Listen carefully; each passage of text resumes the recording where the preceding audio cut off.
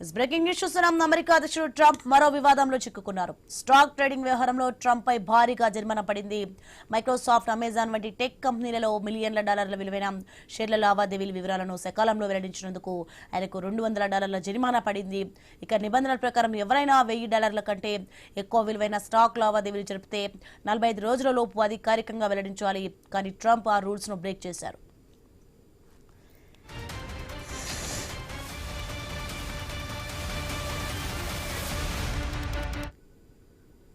ఇక ఫిబ్రవరి నెలలో Microsoft, Amazon కంపెనీలకు చెందిన దాదాపు 5 మిలియన్ల నుంచి 25 మిలియన్ల విలువైన షేర్లను విక్రయించారు. తిరిగి మార్చి నెలలో అదే కంపెనీలో మిలియన్ల డాలర్ల పెట్టుబడులు పెట్టారు. ఇదిలా ఉంటే అమెరికాలో వాటర్ గేట్ కుంభకోణం తర్వాత కఠినమైన నిబంధనలను తెచ్చారు. ఇక ప్రస్తుతం ట్రంప్ కు చెందిన స్టాక్ ట్రేడింగ్ వ్యవహారాన్ని ఆయన పిల్లలు చూసుకుంటున్నారు.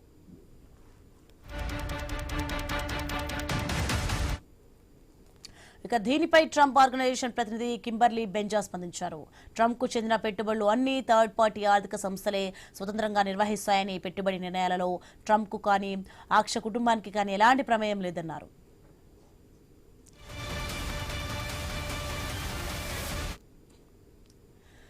అమెరికా అధ్యక్షుడు ట్రంప్ మరో వివాదంలో చిక్కుకున్నారు. స్టాక్ ట్రేడింగ్ వ్యవహారంలో ట్రంప్ పై భారీగా జరిమానా పడింది. మైక్రోసాఫ్ట్, అమెజాన్ వంటి టెక్ కంపెనీలలో మిలియన్ల డాలర్ల విలువైన షేర్ల లావాదేవీల వివరాలను సకాలంలో వెల్లడించినందుకు ఆయనకు $200 జరిమానా పడింది. ఇక నిబంధనల ప్రకారం ఎవరైనా $1000 కంటే ఎక్కువ విలువైన స్టాక్ లావాదేవీలు జరిపితే 45 రోజుల లోపు అధికారికంగా వెల్లడించాలి. కానీ ట్రంప్ ఆ రూల్స్ ను బ్రేక్ చేశారు.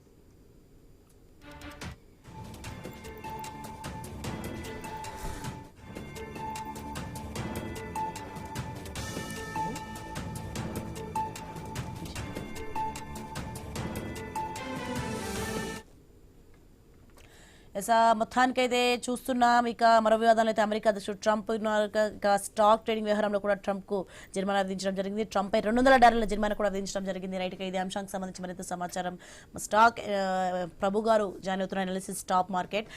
నమస్తే అండి ప్రభు గారు. మొత్తానికి ఎలా చూడాలంటారు? అమెరికా అధ్యక్షుడు ట్రంప్ అయితే మరో వివాదంలో చిక్కున్నారు. అలాగే స్టాక్ ట్రేడింగ్ కి సంబంధించి కూడా ఆ వ్యవహారంలో కూడా ట్రంప్ అయితే భారీగా అయితే జరిమానా పడింది. దీన్ని ఏ విధంగా చూడాలంటారు? ఏంటి నుంచి చెప్తున్నా, he is the manipulator of the stock market. Stock market is minting money. ఎందుకంటే క్రూడ్ ఏదైనా గురించి పాజిటివ్ నెగిటివ్ అని చెప్పే ముందు ఆయనకి ఉన్న అనుకూల అకౌంట్ లో ఎక్కువ అమౌంట్ పూలప్ అవుతూ అక్కడ పొజిషన్స్ అవుతున్నాయి. మళ్ళీ మండే మార్నింగ్ వచ్చేదానికి అక్కడ మళ్ళీ దానికి ఫ్రైడే చెప్పిన దానికి రివర్స్ చెప్పి అక్కడ మళ్ళీ ఇక్కడ మైనస్ అయితే అక్కడ ప్లస్, ఇక్కడ ప్లస్ అయితే అక్కడ మైనస్, అది రివర్స్ చెప్పడం, మళ్ళీ అక్కడి నుంచి పొజిషన్ మళ్ళీ అది తీసుకోవడం. So is minting money from the stock market. నేను ఫస్ట్ నుంచి చెప్తూనే ఉన్నా, ఎక్కువ రీసెంట్ కూడా దాదాపు 9,000 ట్రేడ్స్ జరిగినాయి. ఆ ట్రేడ్స్ అన్ని బయటికి తీస్తే తెలుస్తుంది ఏంటనేది. ఇప్పుడు యుఎస్ మార్కెట్స్ లో దాదాపు $30 trillion, $5 trillion up and down అంటే స్మాల్ ఇన్వెస్టర్స్, మన ఇండియన్స్ కూడా అక్కడ ఉన్న వాళ్ళు కొంత అమౌంట్ దాంట్లో పెట్టుకుందాం ఉన్న వాళ్ళు నష్టపోతారు, విపరీతంగా నష్టపోతారు. ఆయన ఆ మార్కెట్ ఆగినట్టు లేదు, ఆ ఇండియన్ మార్కెట్ కూడా వచ్చినట్టుంది. ఇండియన్ మార్కెట్ ఇదివరకు 100 పాయింట్లు నిఫ్టీ అంటే ఒక గగనం, కానీ ఇప్పుడు 500, 600 పాయింట్లు, 700 పాయింట్లు నిఫ్టీ. ఇవాళ Sensex 1000 points up and down.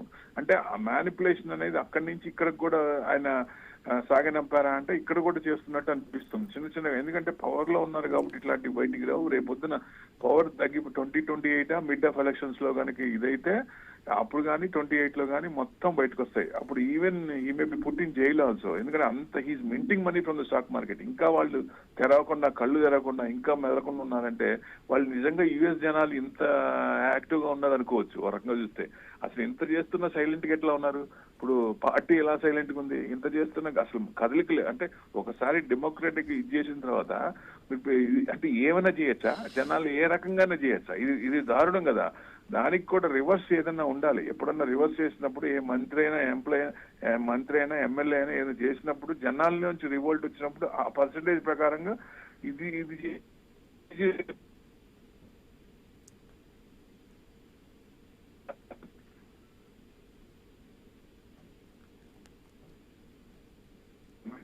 Maybe something positive news వింటామా అంటే వినొచ్చు, కానీ అప్పుడు దాకా భరించాలి కదా. ఇప్పుడు ఆయన ఇంకా క్యూబా అంటున్నాడు, ఇంకోటి అంటున్నాడు, మరి